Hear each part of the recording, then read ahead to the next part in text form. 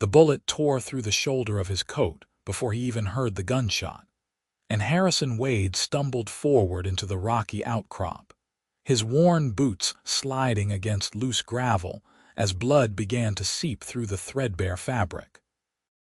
The sun had already dipped below the horizon somewhere behind the jagged Nevada mountains, leaving only the purple twilight that made every shadow look like another gunman waiting to finish what the first had started. He pressed his back against cold stone and waited, listening for the sound of approaching footsteps, but there was only silence broken by the distant cry of a hawk circling overhead. Harrison had been riding for 3 days straight, pushing his horse until the animal simply gave out 20 miles back, collapsing with foam on its muzzle and desperate eyes that told him everything he needed to know. He had walked the rest of the way, heading toward El Dorado Canyon with nothing but the clothes on his back and an empty canteen that mocked him with every step. The bounty hunters had caught up with him faster than he expected, and now here he was, bleeding and alone in the Nevada wilderness, too stubborn to die but too tired to figure out how to keep living. He waited another hour before he dared to move, dragging himself away from the rocks and stumbling down a narrow deer trail that wound between scrub brush and scattered boulders. His boots, already worn down to almost nothing after months of running, began to give out completely. The left sole separated from the leather upper as he climbed over a fallen log, and within another mile, he could feel the sharp rocks and thorns cutting directly into his bare feet. The pain was almost welcome because it meant he was still alive, still moving, still one step ahead of the men who wanted to collect the $500 on his head for a crime he did not commit. The fire appeared like a miracle in the darkness, a small flickering point of orange light nestled in a hollow between 2 hills. Harrison approached cautiously, knowing that it could be the bounty hunters waiting for him, but the pain in his shoulder and the exhaustion dragging at his bones made him reckless. If they were going to kill him, at least he would die warm. But when he crept close enough to see into the small camp, he found only a woman sitting beside the flames, her dark hair pulled back in a practical braid, her face illuminated by the dancing light. She wore a simple cotton dress covered by a leather vest, and she was mending something in her lap with careful, precise stitches. A covered wagon stood nearby, its canvas top pale in the moonlight, and 2 mules were tethered to a picket line, their ears twitching as they sensed his approach. Harrison must have made some sound because the woman's head snapped up, and her hand moved to something beside her. A rifle barrel caught the firelight. "I do not mean any harm," Harrison said quickly, raising his good arm while keeping the injured one pressed against his side. "I am just passing through. I saw your fire." The woman studied him for a long moment, her finger resting on the trigger. She had sharp eyes that seemed to take in everything at once, from his torn coat to his ruined boots to the way he was favoring his left side. "You are bleeding," she said finally. Her voice was calm but cautious. "Got into some trouble back a ways. It is not as bad as it looks." That was a lie, and they both knew it. "Who is following you?" Harrison hesitated. "Nobody who will bother you if you just let me rest here for an hour." "I will be gone before first light." The woman's eyes narrowed, but after another moment she lowered the rifle slightly. "Sit down before you fall down. You look like you are about to keel over." He did not argue. His legs were shaking badly enough that he barely made it to the other side of the fire before collapsing onto the hard ground. The warmth from the flames felt like heaven against his chilled skin, and he closed his eyes for just a moment, trying to gather his strength. "Let me see that shoulder," the woman said, setting her mending aside and moving around the fire toward him.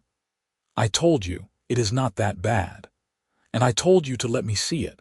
I have patched up enough injuries to know when a man is lying through his teeth about how hurt he is." Harrison reluctantly shrugged out of his coat, biting back a groan as the movement pulled at damaged muscle and torn skin. The woman knelt beside him and carefully peeled back his blood-soaked shirt, examining the wound with the same focused attention she had given her sewing. "Bullet went clean through," she said. "That is the good news. The bad news is it needs to be cleaned and bandaged properly, or you will end up with an infection that will kill you just as surely as another bullet. I appreciate the concern, but I cannot stay here long enough for that." "Then you are a fool." She stood and walked to her wagon, returning with a canteen of water and strips of clean cloth. "Drink this first. You look half dead from dehydration." The water was the best thing Harrison had tasted in days. He drank deeply while the woman cleaned his wound with a competence that spoke of experience. She worked quickly and efficiently, her touch gentle despite the urgency in her movements. "What is your name?" she asked as she began wrapping the bandage around his shoulder. Harrison Wade." "I am Penelope Armstrong." She tied off the bandage and sat back on her heels. "Now tell me the truth, Harrison Wade. What kind of trouble are you running from?" He wanted to lie, to tell her some story that would make him sound less like a wanted man and more like someone she could trust. But there was something in her eyes that demanded honesty, and he found himself too tired to maintain any pretense. "I am wanted for murder, $500 bounty, but I did not do it. I was in the wrong place at the wrong time, and the man who actually pulled the trigger made sure all the witnesses pointed at me instead of him." Penelope studied his face for a long moment. "I believe you. Just like that. I have looked into the eyes of killers before." "You do not have that look." She returned to her side of the fire and picked up her mending again. "But that does not change the fact that men are hunting you. Will they come here?" "I do not think so. I lost them in the rocks a few miles back." "They will probably wait until morning to pick up my trail again." "Then you should rest while you can. You are no good to anyone in the state you are in now." Harrison wanted to argue, wanted to insist that he needed to keep moving, but his body had other ideas. The warmth of the fire, the relief of having his wound tended, and the bone-deep exhaustion that had been building for days all crashed over him at once. His eyes grew heavy, and despite his best efforts to stay alert, he felt himself sliding sideways onto the hard ground. "Just for a few minutes," he mumbled. Penelope said something in response, but he was already too far gone to hear it. Sleep claimed him like a drowning man pulled under by a strong current, and he sank into darkness without another thought. He did not know how long he slept, but when he finally clawed his way back to consciousness, the fire had burned down to glowing coals, and the moon had moved across the sky. His shoulder throbbed with a dull ache, but it was manageable compared to the agony he had felt before. He started to sit up, then froze when he saw Penelope sitting nearby, her back against a wagon wheel, his boots in her lap. She was mending them. In the dim light of the dying fire, he could see her threading a thick needle through the worn leather, carefully stitching the sole back to the upper with small, precise movements. She had stuffed something inside the boots, probably dried grass or cloth, to give them shape while she worked. Her face was set in concentration, and she seemed completely unaware that he was awake and watching her. Harrison felt something twist in his chest, an emotion he could not quite name. This woman, this stranger who owed him nothing and had every reason to send him away, was sitting in the cold Nevada night mending the boots of a wanted man. It was such a simple act of kindness, but in that moment, it felt like the most profound thing anyone had ever done for him. "You should be sleeping," Penelope said without looking up from her work. "So should you." "I will sleep when I am finished with this. Your boots were worn through to your bare feet. You would not make it another mile in them the way they were. Why are you doing this? You do not know me. For all you know, I really am a killer." Now she did look up, her eyes meeting his across the fire. "Maybe I am just tired of watching people suffer when I have the ability to help. Maybe I believe in second chances. Or maybe I am just a fool who cannot stand to see a man walking around with his toes sticking out of his boots." She returned her attention to her sewing. "Does it matter why? I suppose not." Harrison settled back down, watching her work. "Where are you headed?" "Wherever the road takes me. I have been traveling for 6 months now, ever since my father died and left me that wagon and those 2 stubborn mules. You are alone out here." "I am used to being alone. My father was a traveling preacher, and we spent my whole life moving from town to town. He taught me how to shoot, how to mend clothes, how to treat injuries, and how to survive on my own. After he passed, I saw no reason to stop traveling." She pulled the thread tight and began another stitch. "What about you? What were you before you became a wanted man?" "I was a ranch hand. Worked on a spread outside of Carson City for 3 years. It was not much, but it was honest work and I was good at it. Then one night I went into town for a drink, and I happened to be standing near the bar when the owner got shot during a robbery. The real killer ran out the back, but he made sure to bump into me hard on his way out. Got my gunpowder residue all over himself and his all over me. By the time the marshal arrived, there were a dozen witnesses willing to swear they saw me standing over the body with a smoking gun in my hand. What about the real killer? Disappeared like smoke.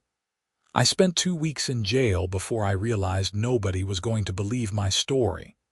The evidence was stacked against me, and the town wanted someone to hang for killing a popular man.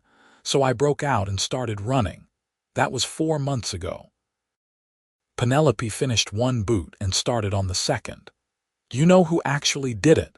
I have my suspicions. There was a man named Jack Corrigan who worked as a dealer at one of the gambling houses. He and the bar owner had been feuding over some business deal gone bad. But Corrigan had friends in the town, people who would vouch for him no matter what. I was just a ranch hand nobody cared about. So you have been running ever since. What else can I do? Stop and try to clear my name? I would be dead before I made it through a trial.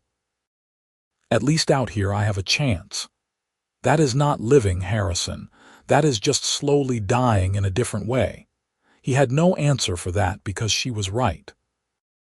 These past 4 months had been nothing but fear and exhaustion, always looking over his shoulder, never able to rest, never able to trust anyone. It was wearing him down piece by piece, and he knew that eventually he would either get caught or make a mistake that would get him killed. Penelope tied off the final stitch and held up the second boot, examining her work in the firelight.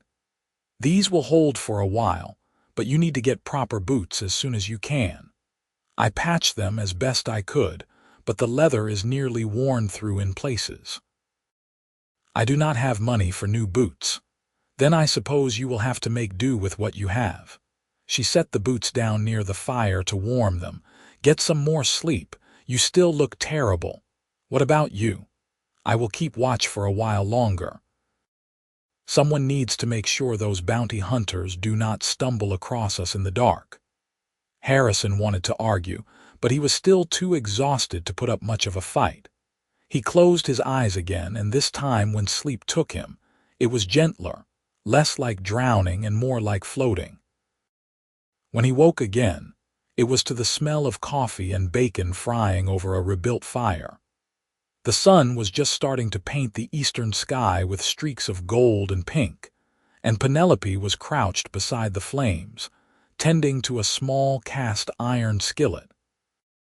His mended boots sat next to him, and when he pulled them on, he was amazed at how much better they felt. The soles were solid again, and she had even reinforced some of the weak spots with extra stitching. "You should eat before you go," Penelope said, not looking at him. I thought maybe I would stick around a bit longer, help you break camp at least. That is not necessary. I know it is not necessary, but it is the least I can do after everything you have done for me." She finally looked at him, and he saw something complicated in her expression. "You should not linger here. Those men will be looking for you. Then maybe you should not linger here either. If they find my trail, it will lead them right to this camp. I can handle myself. I do not doubt that, but why take the risk?" He stood and walked to the fire, accepting the tin plate she handed him. The bacon was crispy and the coffee was strong, and it was the first real meal he had eaten in days. "Where are you headed next?" "I was thinking of following the river south toward Searchlight. There is supposed to be a settlement there that might need supplies." "That is the same direction I am going." Penelope raised an eyebrow. "Is it now?" "It is. And two people traveling together are safer than one person alone. You said it yourself, you have been on your own for 6 months. That is a long time to go without backup. I managed fine before you showed up. I am not saying you did not. I am just saying it could not hurt to have someone watching your back for a while." Harrison took a sip of coffee, watching her over the rim of the cup. "Besides, those bounty hunters might not care about you now, but if they think you helped me, that could change fast. At least if I am with you, I can help defend us both if it comes to that." He could see her weighing the options, considering all the angles. She was clearly a woman who thought things through carefully before making decisions, and he respected that about her. "1 week," she said finally. "You can travel with me for 1 week while you recover from that injury. After that, we part ways. I do not need a wanted man bringing trouble down on my head indefinitely." 1 week, Harrison agreed, even though he suspected that 1 week would not be nearly enough time to figure out what to do with the rest of his life. They broke camp efficiently, working together to pack up Penelope's supplies and hitch the mules to the wagon. Harrison found himself impressed by how organized everything was. She had clearly learned from years of traveling with her father, and every item had its place. They set out as the sun cleared the horizon, painting the Nevada landscape in shades of gold and red. The terrain was harsh and unforgiving, all rocks and scrub brush with mountains rising in the distance. It was beautiful in its own stark way, and Harrison felt some of the tension in his shoulders start to ease as they put miles between themselves and the place where the bounty hunters had caught up with him. Penelope drove the wagon while Harrison walked alongside, keeping an eye on their surroundings. They did not talk much at first, both of them lost in their own thoughts, but as the morning wore on, they began to share small observations about the landscape, the weather, and the road ahead. "My father used to say that the desert teaches you what you really need in life," Penelope said as they stopped to rest the mules in the shade of a rocky overhang. "Out here, you cannot hide behind pretense or social graces. Everything is stripped down to the essentials." Sounds like he was a wise man. He was stubborn and set in his ways, but wise. She handed Harrison the canteen, and he took a long drink before passing it back. "What about your family? Are they still in Carson City?" "No family. My parents died when I was young, and I grew up in an orphanage in San Francisco.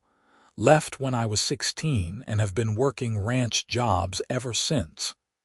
He leaned against the wagon wheel, feeling the ache in his shoulder. "Never had much reason to put down roots anywhere." "We have that in common then. Neither of us quite belongs anywhere." There was something melancholy in her voice that made Harrison look at her more closely. "Is that why you keep traveling? Because you do not know where else to go, maybe? Or maybe I am still looking for something I have not found yet." She stood and brushed dust from her skirt. "We should keep moving. I want to cover as many miles as possible before the heat gets too bad." They traveled through the afternoon, stopping only briefly to rest the animals and take water. The landscape gradually changed as they followed the river valley, becoming slightly less harsh as sparse vegetation gave way to occasional cottonwood trees and patches of grass. Harrison found himself relaxing even more, though he never completely let his guard down. Every time he spotted movement in the distance, his hand moved instinctively to the gun at his hip, ready for trouble. But no trouble came. They made camp that evening beside a bend in the river, where the water ran clear and cold over smooth stones. Penelope prepared another simple but satisfying meal while Harrison tended to the mules and gathered firewood. They were settling into an easy rhythm, anticipating each other's needs and working together without having to discuss every detail. After they ate, they sat on opposite sides of the fire, and Penelope pulled out the item she had been mending the night before. Harrison saw now that it was a shirt, the fabric worn but clean. "Was that your father's?" he asked. She nodded. "One of the few things I kept after he died. I know I should probably just let it go, but I find myself mending it over and over again. Maybe it is my way of holding on to him a little longer. I do not think there is anything wrong with that. We all grieve in our own way. How did you grieve your parents?" "You said you were young when they died." Harrison stared into the flames, remembering. "I do not think I did grieve them, not properly. I was 8 years old and scared, and the orphanage was not the kind of place that encouraged emotional expression. So I just pushed it all down deep and tried to forget. I suppose I am still pushing it down. That does not sound healthy. Probably not, but it got me through." He picked up a stick and poked at the fire, sending sparks spiraling into the night sky. "You asked earlier if I knew what I was going to do. The truth is, I have no idea. I have been running for so long that I forgot how to think about the future. I just focus on getting through each day." Penelope set down her mending and looked at him across the fire. "What if you did not have to run anymore? What if you could find a way to clear your name?" "I already told you, that is impossible. The evidence against me is too strong and I do not have the resources to fight it." "Nothing is impossible. Difficult maybe, but not impossible." She leaned forward, her eyes intense. "What if we went back to Carson City? What if we found this Jack Corrigan and got him to confess?" "That is crazy. We would both end up dead. Maybe, or maybe we would succeed. You said yourself that you have been slowly dying these past 4 months.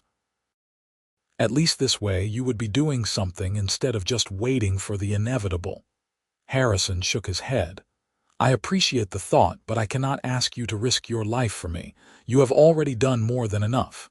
You are not asking. I am offering. And maybe I have my own reasons for wanting to help." "What reasons?" Penelope was quiet for a long moment, her gaze distant. "My father spent his whole life preaching about justice and redemption, about standing up for people who could not stand up for themselves. But when it came down to it, when he actually had the chance to make a difference, he always chose the safe path. He would give sermons about righteousness, but he never risked anything real." She looked back at Harrison. "I do not want to be like that. I do not want to spend my life talking about doing good without actually doing it. So maybe helping you is as much for me as it is for you." Harrison felt that twisting sensation in his chest again, stronger this time. This woman was extraordinary, and he was starting to realize just how dangerous that was. Not dangerous in the way that bounty hunters or false accusations were dangerous, but dangerous to his heart, to the walls he had built around himself over the years. "We are still basically strangers," he said, trying to inject some reason into the conversation. "You do not owe me anything. I know I do not owe you anything, but that does not mean I cannot choose to help you anyway." They stared at each other across the fire, and Harrison felt the night seem to contract around them, making the rest of the world feel very far away. He knew he should refuse her offer, should insist on leaving in the morning and going his own way. It was the smart thing to do, the safe thing for both of them. But he found himself saying, 1 week. You said I could travel with you for 1 week. Let me think about it during that time. If I decide to go back to Carson City and try to clear my name, we can talk about it then. Penelope smiled, and it transformed her whole face. That is all I am asking. Just think about it. They talked for a while longer, the conversation drifting to lighter topics. She told him about some of the towns she had visited, the interesting people she had met, and the odd jobs she had taken to earn money. He shared stories from his ranch work, describing the horses he had trained and the cattle drives he had been part of. It was easy talking to her, easier than it had been with anyone in a long time, and Harrison realized he was enjoying himself despite everything. Eventually, they both grew tired and settled down to sleep. Harrison took the first watch, sitting with his back against a rock and his rifle across his knees while Penelope curled up in a bedroll near the wagon. He watched her sleep, noticing the way the firelight played across her features, and felt that dangerous feeling in his chest grow a little stronger. The days that followed developed a comfortable pattern. They would rise with the sun, break camp, and travel until midday when the heat became oppressive. Then they would rest in whatever shade they could find until the worst of the heat passed, and continue on until evening. They talked while they traveled, sharing stories and observations, slowly learning about each other in the way that only people thrown together by circumstance can. Harrison found himself looking forward to their conversations, to the way Penelope challenged his assumptions and made him think about things differently. She was intelligent and well-read, her father having educated her far beyond what most women of her time received. She could quote philosophy and scripture in the same breath, and she had opinions about everything from politics to poetry. On the third day, they passed through a small settlement called Nelson, where they stopped to buy supplies. Harrison kept his hat pulled low and stayed near the wagon while Penelope went into the general store. She returned with flour, coffee, dried beans, and a newspaper that was 2 weeks old. "There is an article here about the robbery in Carson City," she said once they were safely out of town. "It says the authorities are still searching for Harrison Wade, wanted for the murder of Samuel Thompson. The reward has been increased to $700. Harrison felt his stomach drop. They increased it. Someone really wants you caught. The article mentions a businessman named Marcus Whitmore who is personally adding $200 to the reward. Does that name mean anything to you? Marcus Whitmore was Samuel Thompson's business partner. They owned the bar together. Harrison took the newspaper and read the article himself, his jaw tightening. I always suspected Whitmore might be involved somehow, but I could not figure out how. If he is putting up extra money for my capture, maybe he is covering for someone. Maybe he is covering for Corrigan. Or maybe he is Corrigan's employer, Penelope suggested. You said there was a business feud.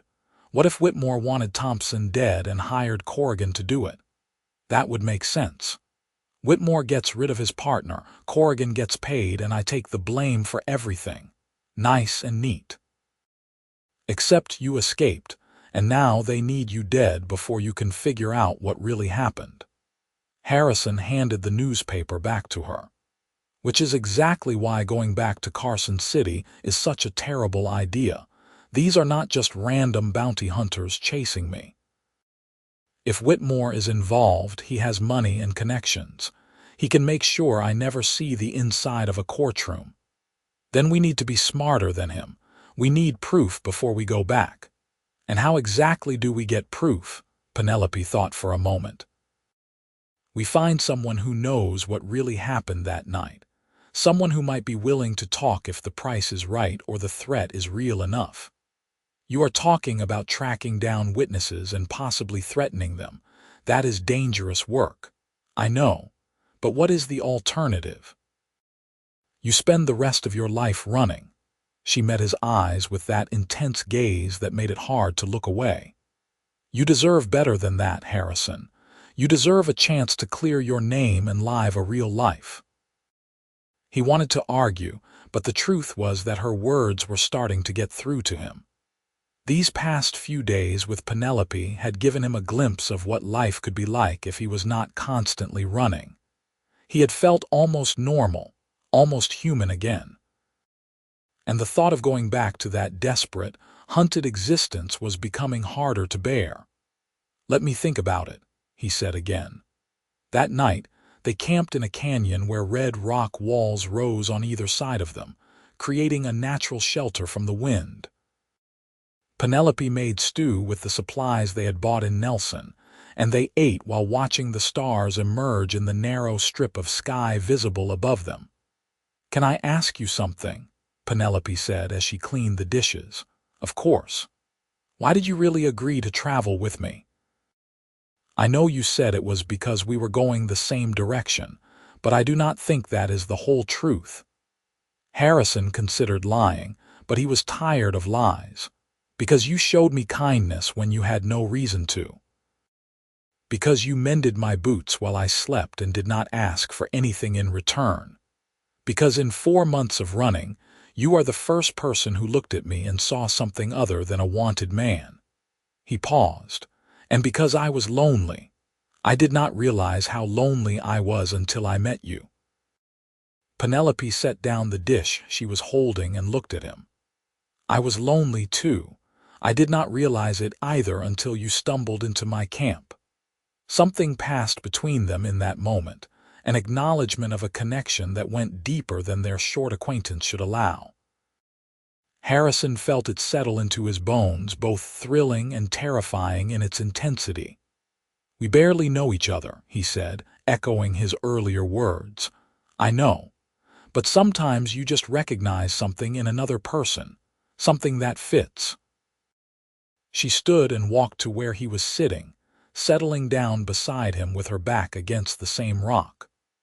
"My father used to say that God puts people in our path for a reason. I never knew if I believed that, but meeting you is making me wonder." Harrison turned to look at her, struck by how close she was, how he could see the flecks of gold in her brown eyes. What if the reason was just so you could help a stranger in need? What if there is nothing more to it than that? "Do you really believe that?" "No," he admitted. "No, I do not." She smiled, and then she leaned forward and kissed him. It was gentle and sweet, a question more than a demand, and Harrison felt his heart stutter in his chest. He had not been kissed in years, had not allowed himself to get close enough to anyone for something like this to happen. But now, with Penelope's lips warm against his, he wondered how he had survived so long without it. When they finally pulled apart, both of them were breathing harder. "I have wanted to do that since yesterday," Penelope said softly. "Why did you wait? I was not sure if you felt the same way." "I am still not completely sure." Harrison reached up and brushed a strand of hair away from her face. "I feel the same way, but I do not know what to do about it. I do not have anything to offer you, Penelope. I am a wanted man with no future and no prospects. You deserve so much better than that." "Let me decide what I deserve." She took his hand and laced her fingers through his. "And maybe we can figure out your future together. Maybe that is the whole point."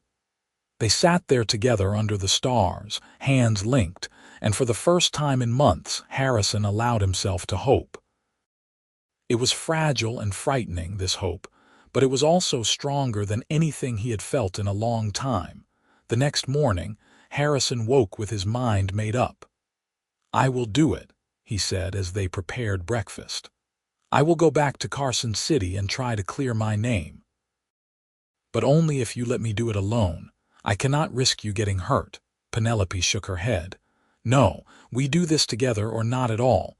You need someone watching your back, and besides, you already agreed I could help." "That was before." "Before what?" "Before last night, before I kissed you." before this became about more than just clearing my name.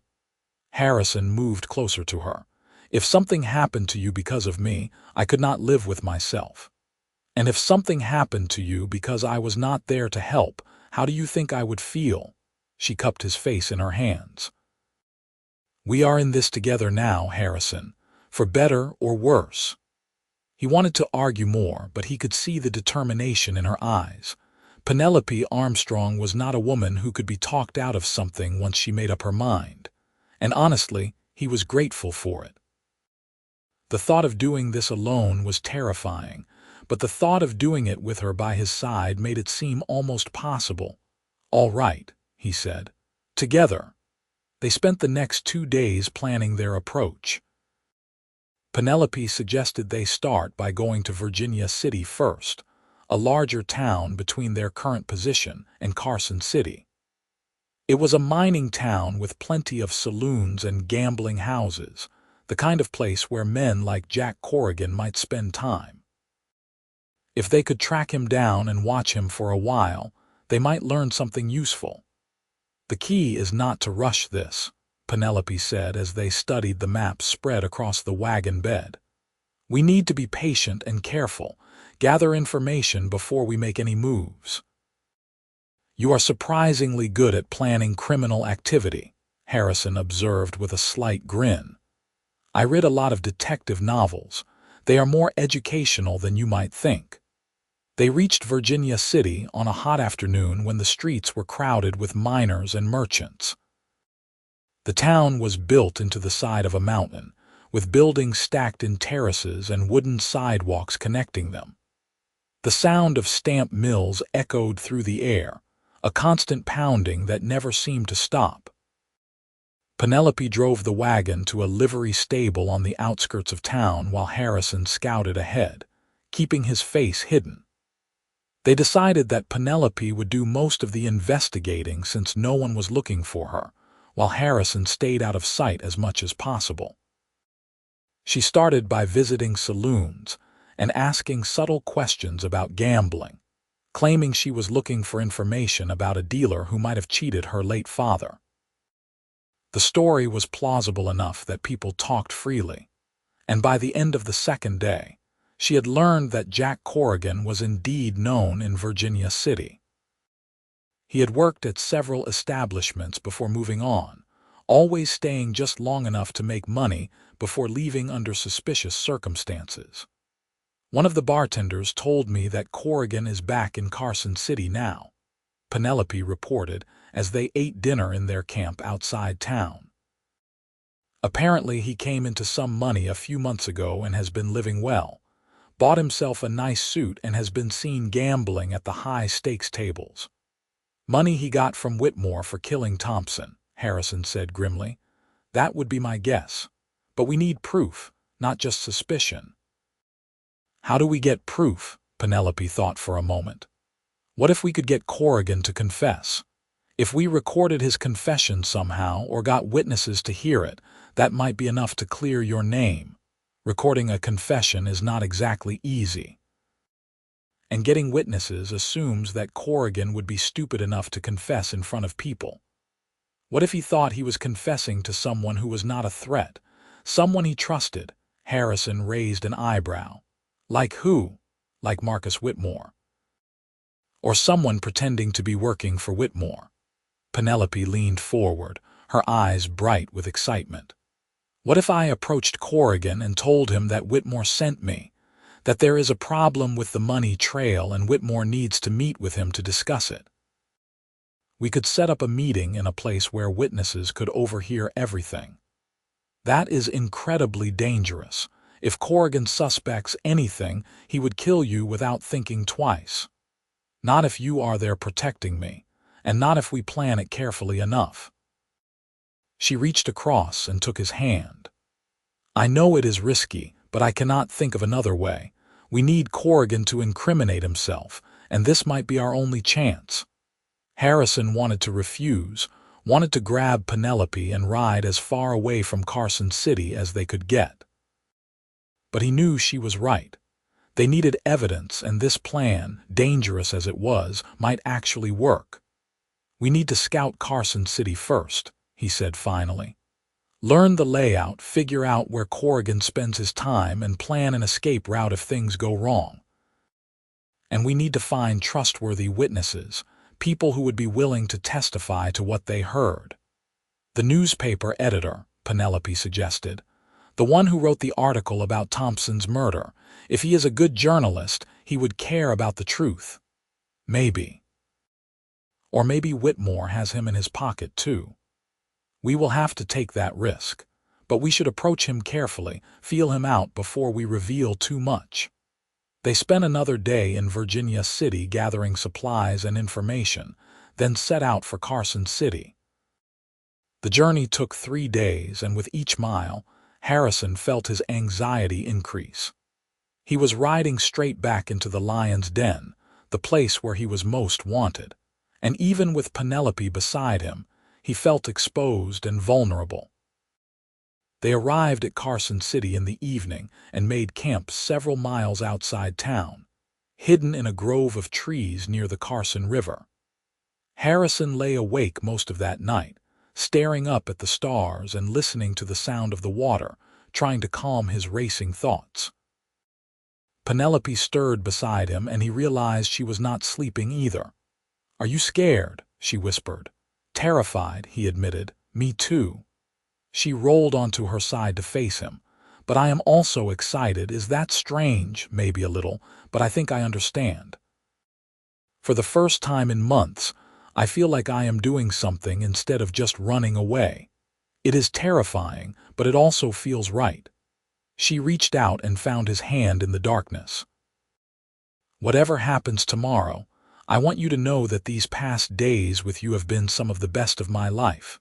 You made me remember what it feels like to care about something, to fight for something. Penelope, if this goes wrong, it will not go wrong. We will be careful and smart, and we will succeed." She squeezed his hand. "And then you will be free, and we can figure out what comes next." Harrison pulled her closer, wrapping his arms around her and holding her tight against his chest. "What comes next is I am going to find a way to deserve you. You already deserve me, you stubborn man. You just need to believe it." They held each other through the rest of the night, drawing strength from each other's presence. When dawn finally came, they rose and prepared for what would be either their triumph or their doom. Penelope dressed carefully in her best dress, fixing her hair in a more sophisticated style than usual. She needed to look like someone Marcus Whitmore might actually employ, someone professional and trustworthy. Harrison helped her practice her story until she could deliver it smoothly and naturally. "Remember, you are a secretary Whitmore hired to deliver a message," Harrison coached. "You are nervous but professional. You do not know the details of the business, just that Whitmore needs to meet with Corrigan urgently. I understand, and you will be nearby the whole time, every second. I will be close enough to hear everything, and if anything goes wrong, I will be there immediately." They entered Carson City separately, with Penelope driving the wagon while Harrison came in on foot, keeping to back streets and alleys.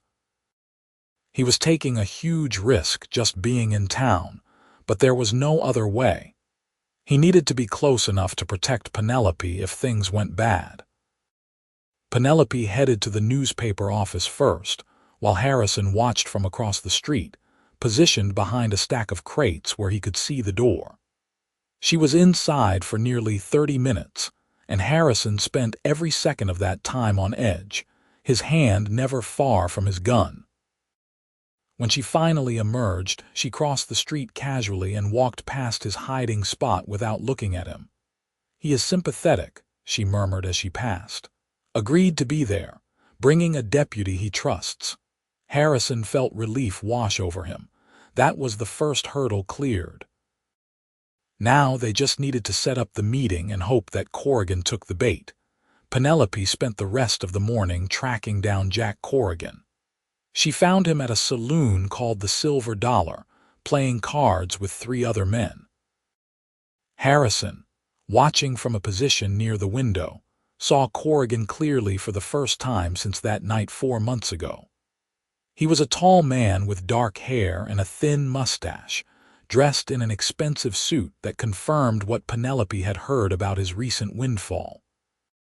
Penelope entered the saloon and approached Corrigan's table, her posture confident but deferential. Harrison could not hear what she said, but he saw Corrigan's reaction, the way his eyes narrowed with suspicion before he nodded and stood up. They moved to a more private corner of the saloon, and Penelope spoke to him earnestly, playing her role perfectly. After a few minutes, Corrigan nodded again and shook Penelope's hand. She left the saloon and walked calmly down the street, not looking back. Harrison waited several minutes before following, making sure no one was paying attention to either of them. They met up at their camp an hour later. "He believed me," Penelope said, her cheeks flushed with excitement and nervousness. "He is suspicious, but the mention of a problem with the money made him worried enough to agree to the meeting. He will be at the old warehouse by the railroad tracks at 10 o'clock tomorrow night. Did he ask for proof that you were really working for Whitmore?" "He did, but I told him Whitmore was being careful about putting anything in writing. I said I was just a messenger and did not know the details. I think my genuine nervousness actually helped sell the story." Harrison pulled her into his arms and held her tight. "You were amazing. But now comes the hard part. We need to set up that warehouse so that the newspaper editor and his deputy can hear everything without being seen. And we need to make sure Corrigan does not bring backup." They spent the rest of the day and the next morning preparing. Harrison scouted the warehouse, finding positions where the editor and deputy could hide while still being able to hear clearly. Penelope met with the editor again to explain the plan and make sure he understood the risks. To his credit, the man agreed immediately, saying he had never been comfortable with how quickly Harrison had been convicted in the public eye. By the time evening fell, everything was in place. The editor, a serious man named Richard Talbot, and the deputy, a young man named Samuel Creek, who had his own doubts about the case, were hidden in the warehouse loft with a clear view of the floor below. Harrison was positioned behind some old crates where he could intervene if necessary, but remain out of sight. And Penelope was prepared to play her role one more time. At 10 o'clock, Jack Corrigan arrived. He was alone, which was a good sign, but Harrison could see the gun at his hip and the wariness in his eyes. This was a dangerous man who had killed before and would not hesitate to do so again. Penelope stepped out of the shadows, and Corrigan turned to face her. "Where is Whitmore?" Corrigan demanded. "He will be here shortly. He wanted me to brief you first on the situation." Penelope kept her voice steady despite the fear Harrison knew she must be feeling. "There is a problem with the money you received. Someone has been asking questions about where it came from." Corrigan's expression darkened. "What kind of questions?" "Federal questions. Apparently, someone noticed an unusually large withdrawal from Whitmore's business account right around the time of Samuel Thompson's death. They are starting to make connections." "That is impossible. We were careful." "Were you careful enough? Because right now, there is a federal investigator who is very interested in talking to both you and Whitmore about the murder of Samuel Thompson." Corrigan began to pace, his agitation clear. "That son of a bitch Thompson. This was all his fault for not just selling out when Whitmore wanted to buy him out. If he had been reasonable, none of this would have happened. But no, he had to be stubborn, had to threaten to expose Whitmore's other business dealings. Left us no choice." Penelope pressed carefully. "So you are saying that Whitmore hired you to kill Thompson because of a business dispute?" "Hired me. Hell, Whitmore begged me. Said Thompson was going to ruin everything, that he had evidence of some shady deals Whitmore had done with the mining companies." Said he would pay me $1,000 to make the problem go away. Corrigan stopped pacing and looked at Penelope suspiciously. Why am I telling you all this? Where the hell is Whitmore? I am right here, you fool. Everyone turned as Marcus Whitmore stepped into the warehouse, a gun in his hand. Harrison's blood ran cold as he realized their plan had fallen apart. Whitmore must have been suspicious and followed Corrigan. Did you really think I would not notice someone asking questions about my secretary? Whitmore said, his gun trained on Penelope. I do not have a secretary, and I certainly did not send this woman to talk to you, which means someone is setting us up. Corrigan drew his own gun, looking between Penelope and Whitmore. What is this? Who is she? I do not know, but I intend to find out, after I kill her, of course. Harrison knew he had no choice. He stood up from behind the crates, his gun already drawn. Drop your weapons, both of you. Whitmore spun toward him, his eyes widening in recognition. Harrison Wade. So this is about you trying to clear your name. That is not going to happen. It already has. We have witnesses who heard Corrigan confess to killing Thompson on your orders. It is over, Whitmore. The only thing that is over is your life. Whitmore swung his gun toward Harrison, and everything happened at once. The deputy, Creek, shouted from the loft above, identifying himself as law enforcement. Corrigan panicked and fired wildly in the direction of the voice. Harrison shot Corrigan in the shoulder, sending him spinning to the ground. Whitmore fired at Harrison but missed, the bullet splintering the crate beside him. And then Penelope, brave, foolish Penelope, threw herself at Whitmore, knocking his aim off just as he fired again. Harrison rushed forward as Whitmore tried to turn his gun on Penelope. He crashed into the man, driving them both to the ground. They struggled for control of the weapon, rolling across the dirty warehouse floor. Harrison could hear shouting, could hear Creek climbing down from the loft, but all his attention was focused on the gun between him and Whitmore. The weapon discharged, the sound deafening in the enclosed space. For a terrible moment, Harrison did not know who had been hit. Then Whitmore went limp beneath him, blood spreading across his expensive shirt. Harrison scrambled to his feet and ran to Penelope, who was sitting on the ground where she had fallen. Are you hurt? Did he hit you? I am fine. Just shaken. She let him pull her to her feet and into his arms, holding him tight. Deputy Creek and Richard Talbot came down from the loft, both of them looking shaken but determined.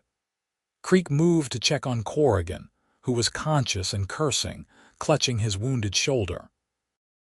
Talbot approached Whitmore and knelt beside him, checking for a pulse. He is dead, Talbot said quietly.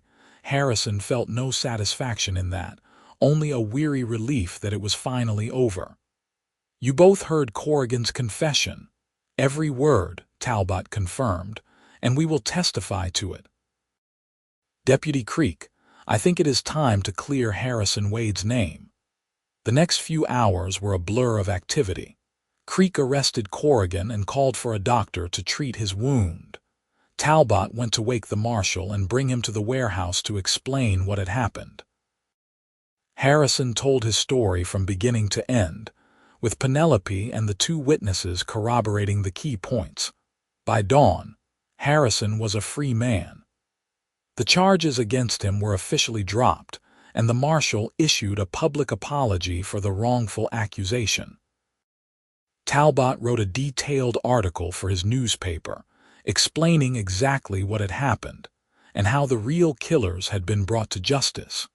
Harrison walked out of the marshal's office in the early morning light, with Penelope beside him. He felt strange, untethered, as if he did not quite know who he was without the weight of those false charges hanging over him.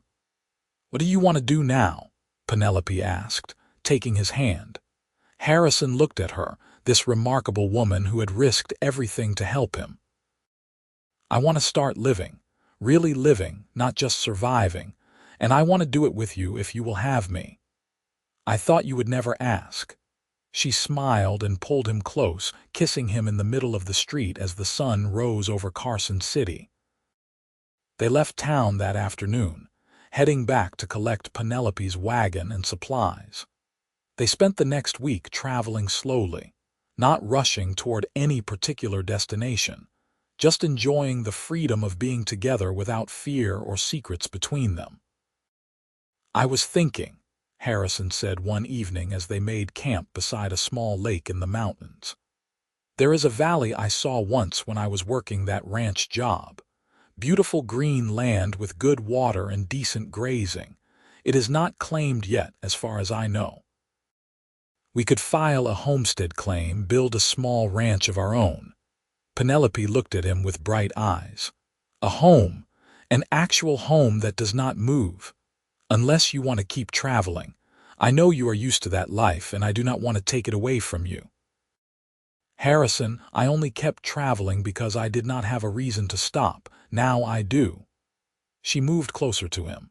"A ranch sounds perfect, as long as we build it together." "Together," he agreed, kissing her softly. They reached the valley 2 weeks later, and it was just as Harrison remembered. Rolling grassland bordered by mountains, with a creek running through it and stands of pine trees providing shelter from the wind. They spent days exploring every corner of it, planning where to build a house and where to put corrals for horses. "We should get married," Harrison said one evening as they watched the sunset paint the sky in shades of orange and pink. "I want to do this properly. I want you to be my wife." "Yes," Penelope said immediately. "Yes, I will marry you." They rode to the nearest town and found a preacher who agreed to perform the ceremony. It was simple and quick, with 2 strangers pulled in from the street to serve as witnesses, but it was perfect. Harrison slipped a plain gold ring onto Penelope's finger, a ring he had bought with the small amount of money he had saved, and she looked at it like it was the finest jewel in the world. "I love you," he said, the words feeling both strange and completely natural. "I think I started loving you the moment I saw you mending my boots by the fire. I love you too, and I think I started loving you when you told me the truth about what you were running from. You trusted me when you had no reason to, and that meant everything." They returned to the valley as husband and wife, and began the hard work of building a life together. Harrison filed the homestead claim while Penelope began planning their house. They worked from dawn until dusk every day, cutting timber, hauling stones, and slowly raising the walls of what would become their home. It was hard work, harder than anything Harrison had done even during his ranch hand days, but it was also deeply satisfying. Every board he nailed, every stone he set, was a piece of their future together. And at the end of each day, he would fall asleep with Penelope in his arms, exhausted but content in a way he had never been before. They finished the house just before the first snow fell. It was small but solid, with a stone fireplace and real glass windows that Penelope had insisted on. They moved in with their few belongings and spent their first night in their new home wrapped in blankets by the fire, watching the flames dance and talking about all the plans they had for the ranch. "We should get some chickens first," Penelope said. "Then maybe a milk cow. We can build up from there, and horses. We will need good horses if we are going to breed and train them properly." Harrison pulled her closer. "We will make this work, Penelope, I promise you that. I know we will. We survived everything else together. We can certainly survive building a ranch." The winter was hard, with heavy snows that sometimes left them trapped in the house for days at a time. But they had stocked up on supplies, and they spent the long dark evenings reading by firelight, playing cards and talking about everything and nothing. Harrison taught Penelope how to improve her shooting, and she taught him how to cook something more complicated than beans and bacon. Spring came with a rush of green as the snow melted and wildflowers covered the valley floor. Harrison planted crops while Penelope started her chicken coop. They purchased 2 horses from a ranch to the north, a mare and a stallion with good bloodlines, and began the work of training them properly. Life settled into a rhythm that Harrison had never experienced before. It was not always easy. There were setbacks and difficulties, days when nothing seemed to go right. But through it all, Penelope was there beside him, steady and strong, her love a constant that he could always rely on. On a warm summer evening 2 years after they had first claimed the land, Harrison found Penelope sitting on the porch of their house, her hand resting on her swollen belly. They were expecting their first child, and the reality of it still amazed him sometimes. "What are you thinking about?" he asked, settling down beside her. "I am thinking about how far we have come. 2 years ago you stumbled into my camp half dead, and now look at us. We have a home, a ranch that is starting to thrive, and soon we will have a baby." She turned to look at him, her eyes bright with tears. "I am so happy, Harrison. Happier than I ever thought I could be." He kissed her gently. "Me too.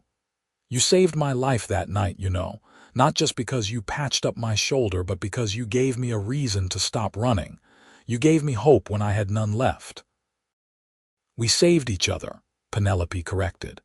"You gave me purpose and love and a future I never dared to dream about." Their son was born in early autumn, a healthy baby with a strong cry and his father's dark hair. They named him Samuel, after the man whose murder had set all of this in motion. It seemed fitting somehow, a way of honoring the injustice that had inadvertently brought them together. Watching Penelope with their son, seeing the gentle way she cradled him and the fierce love in her eyes, Harrison felt his heart expand in ways he had not known were possible. This was what life was meant to be. Not running or hiding or fighting, but building something lasting with the people you loved. Over the next few years, their ranch grew and prospered. Harrison's skill with horses became known throughout the region, and ranchers came from miles away to buy animals he had trained. Penelope managed the business side of things, keeping their books and negotiating fair prices. They hired a few hands to help with the work as the ranch expanded, and their small house grew with additions as their family did the same. A daughter arrived 2 years after Samuel, and they named her Rebecca after Penelope's mother. She had her mother's sharp eyes and quick mind, and from an early age it was clear she would be a force to be reckoned with. Another son followed 2 years after that, whom they named James, and he turned out to have a natural gift with animals that surpassed even Harrison's.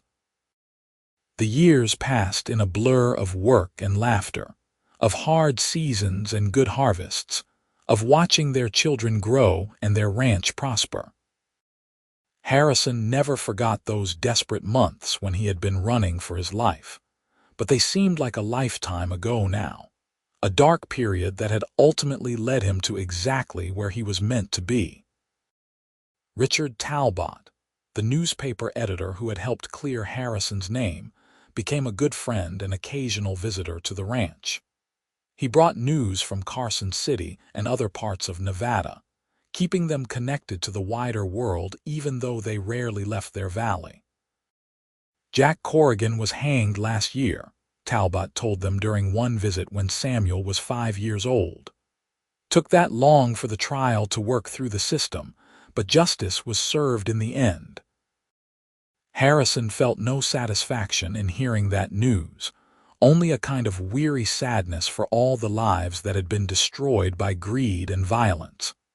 But he was grateful that the whole ugly chapter was finally closed. As the children grew older, Harrison and Penelope told them the story of how they met, though they edited out some of the more dangerous details. The children loved hearing about their father's worn-out boots and their mother's late-night mending, about the kindness that had sparked a love story neither of their parents had expected. "So Mom saved your life," Samuel said when he was 10, clearly pleased by this idea. She absolutely did, Harrison confirmed, in more ways than one. And Dad was brave enough to come back and clear his name instead of running forever, Rebecca added, looking at her father with pride. Your mother made me brave, Harrison said. Before I met her, I did not think I had anything worth fighting for. She changed that. On their 10th wedding anniversary, Harrison and Penelope left the children with one of the ranch hands and rode up into the mountains to the lake where they had first talked about building the ranch. They made camp there, just the two of them, and spent the evening reminiscing about everything they had been through together. You ever regret it? Harrison asked as they lay under the stars. Giving up your traveling life to settle down here? Never, Penelope said firmly. Not for a single moment. This life we built together is more than I ever dreamed of. And you, Harrison Wade, are the best thing that ever happened to me. Even though I was a wanted man with nothing to offer when we met, especially because of that. You were broken and desperate, and you still had the courage to accept help and eventually to fight for yourself. That is the man I fell in love with. That is the man I will always love. Harrison pulled her close, breathing in the familiar scent of her hair, feeling the steady beat of her heart against his chest. I love you, Penelope Wade. I will love you until the day I die and probably beyond that. Good, she said, smiling against his shoulder. Because you are stuck with me for a very long time. They made love under the stars that night, their bodies fitting together with the ease of long familiarity, their passion tempered and deepened by years of partnership and devotion. And afterward, they lay tangled together, talking about their dreams for the future, for the ranch, for their children. The years continued to pass, bringing changes and challenges but also blessings. Samuel grew into a responsible young man who had his father's quiet strength and his mother's sharp intelligence. He took over more and more of the ranch work, showing a natural aptitude for leadership. Rebecca became a teacher, traveling to nearby settlements to educate children whose families had no access to formal schooling. And James, their youngest, developed the horse training program into something remarkable, producing animals that were sought after throughout Nevada and beyond. Harrison and Penelope grew older together, their bodies showing the marks of hard work and time but their love remaining as strong as ever. They still sat on their porch every evening, watching the sunset over their valley, holding hands and talking about everything and nothing. Do you remember that night I found you by my fire? Penelope asked one evening when they were both in their 50s, their hair streaked with gray but their eyes still bright when they looked at each other. I remember every detail. You were mending something, and you had your rifle within easy reach. You looked like some kind of angel in the firelight, and I thought I must be hallucinating from blood loss. I almost sent you away. I was so scared, seeing this wounded man stumbling into my camp. But something told me to help you instead. I am glad you listened to that something. Me too. She squeezed his hand. You know what I think about sometimes? What would have happened if I had not stopped to make camp that night? What if I had pushed on a few more miles or set up somewhere else? We might never have met, but we did meet, and I do not believe that was an accident. I think we were always meant to find each other one way or another. That is surprisingly romantic for a former ranch hand turned wanted fugitive. Harrison laughed. I learned from the best. You are the one who taught me that life could be about more than just surviving day to day. You showed me what it means to really live. As the sun dipped below the horizon, painting the sky in brilliant shades of orange and red, Harrison leaned over and kissed his wife with the same tenderness and passion he had felt on their wedding day more than 20 years earlier. Some things, he had learned, only got better with time.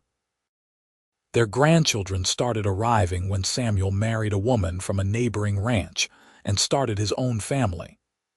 Then, Rebecca found love with a fellow teacher, and James married a woman who shared his passion for horses. The ranch house that Harrison and Penelope had built grew crowded on holidays and special occasions, filled with the sounds of children laughing and adults talking, and the clatter of dishes being passed around the table. Harrison would sit at the head of that table, with Penelope beside him, and look around at the family they had created, the legacy they were leaving, and feel a contentment so deep it was almost overwhelming. This was what he had been running toward all those years ago, even though he had not known it at the time. Not away from danger, but toward love and home and belonging. On a cool autumn evening when Harrison was 62 years old, he and Penelope took their customary walk around the property, checking on the horses and making sure everything was secure for the night. They moved more slowly than they used to, their joints stiff and their steps careful, but they still made this journey together every evening. "I have been thinking," Penelope said as they stopped to watch the horses grazing in the pasture, "about when we first met and how impossible everything seemed then.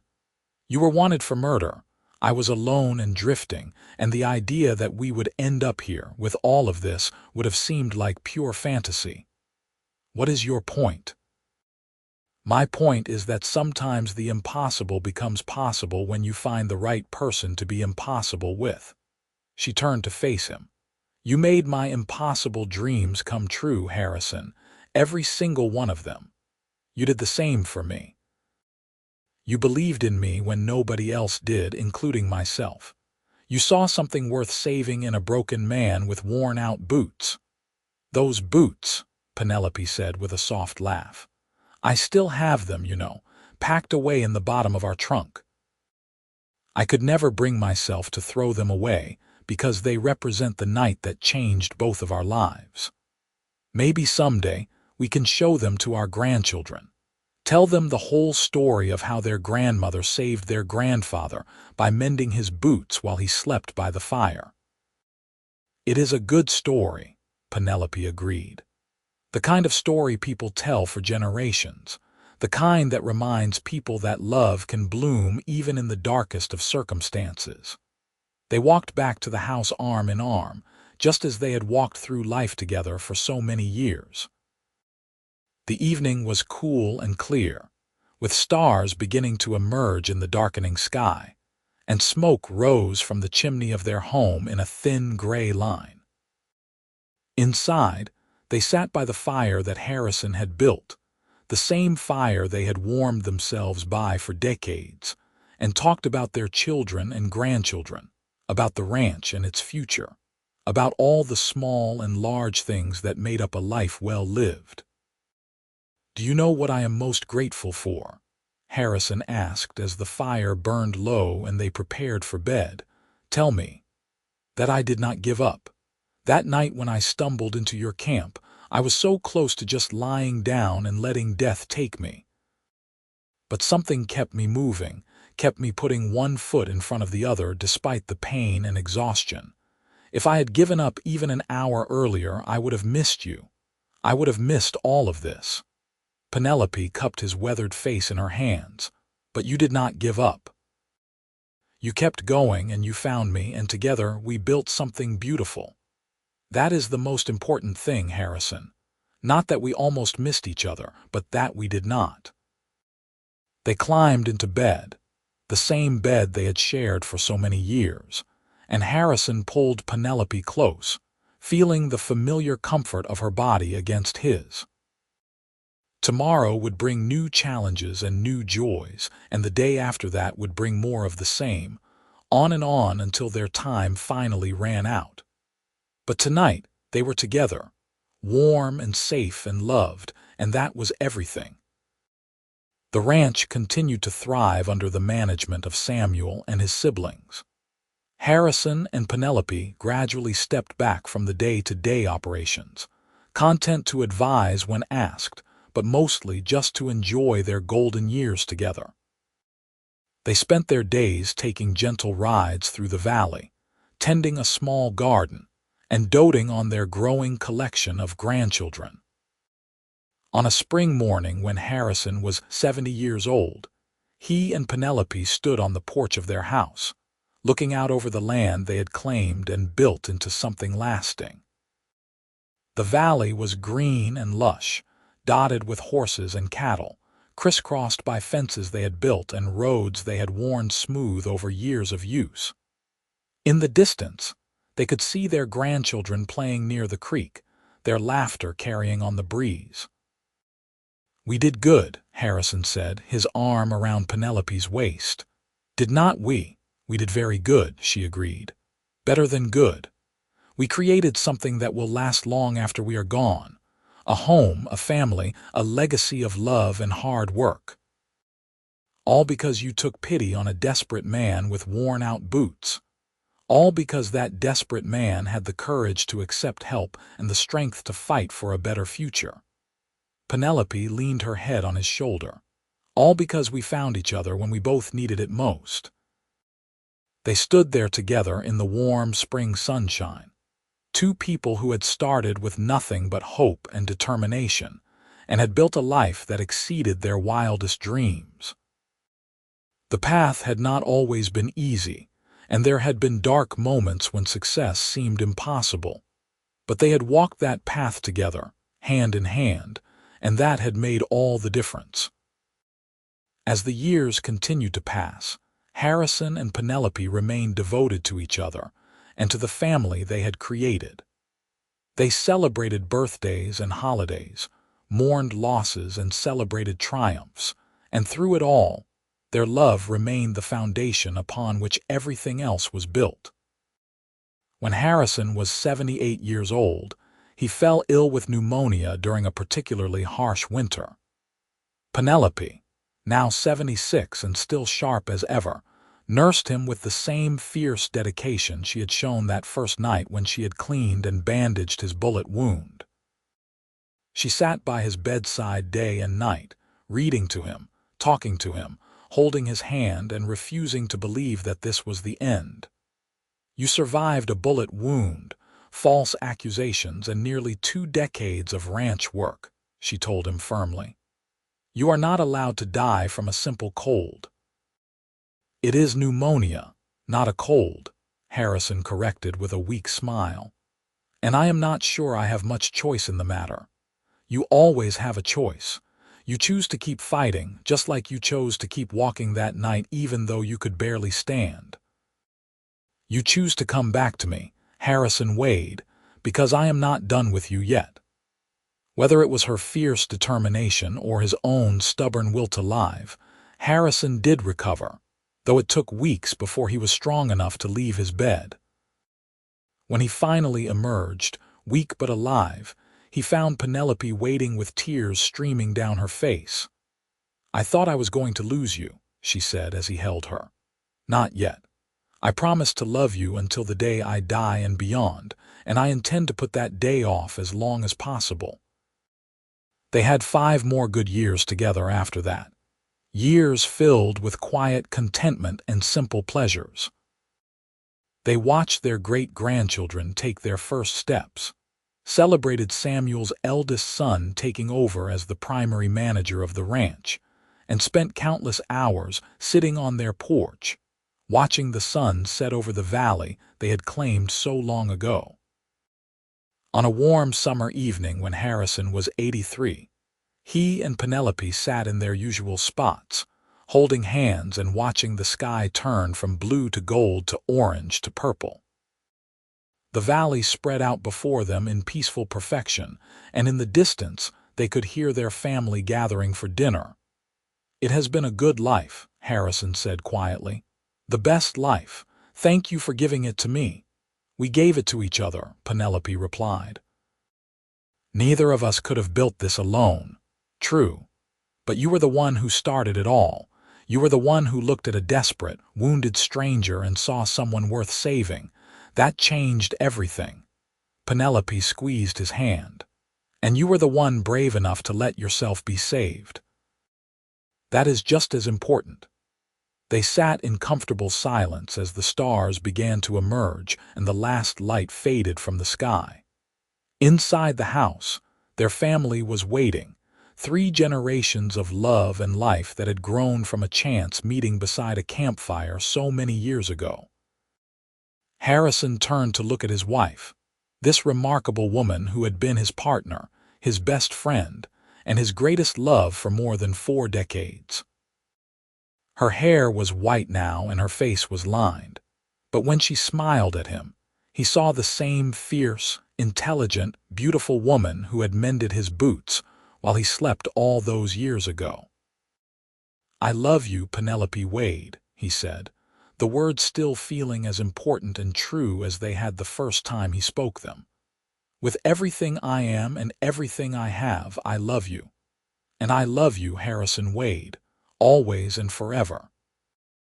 They kissed as the stars wheeled overhead and their family laughed inside the house, and it was perfect.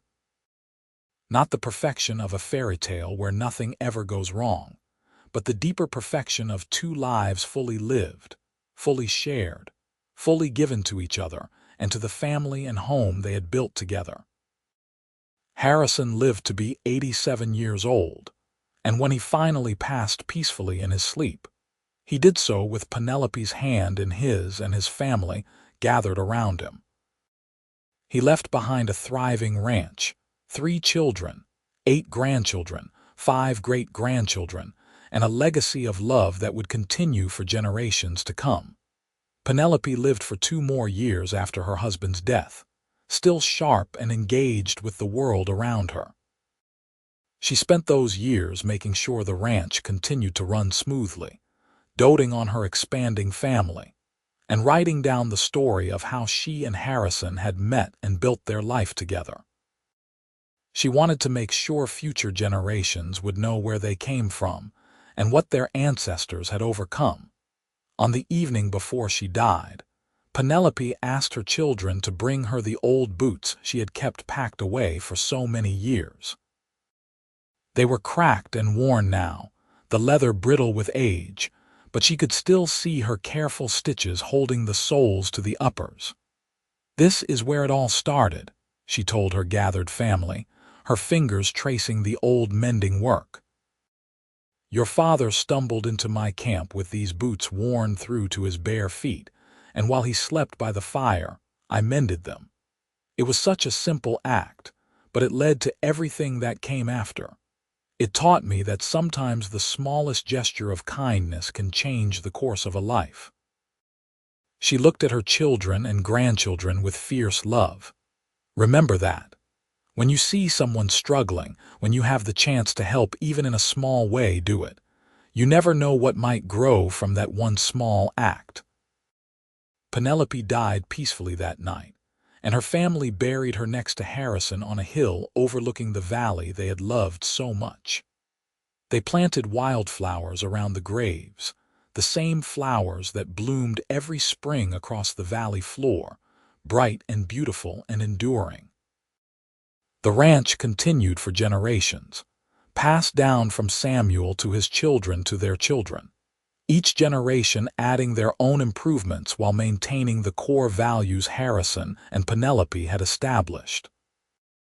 The story of the worn-out boots and the late-night mending became family legend, told and retold around dinner tables and campfires, a reminder of where the family had come from and the power of love and kindness to transform lives. More than 100 years after that fateful night, when Harrison stumbled into Penelope's camp, their great-great-grandchildren still lived on the land their ancestors had claimed. The original house had been expanded and updated, but the stone fireplace Harrison had built still stood, and during family gatherings, people still told the story of the desperate man with worn-out boots and the brave woman who had saved him. It was a story about survival and courage, about justice and perseverance, but most of all, it was a story about love. The kind of love that sees potential in the broken, that offers help without expecting anything in return, that grows slowly and steadily until it becomes the foundation for everything that matters.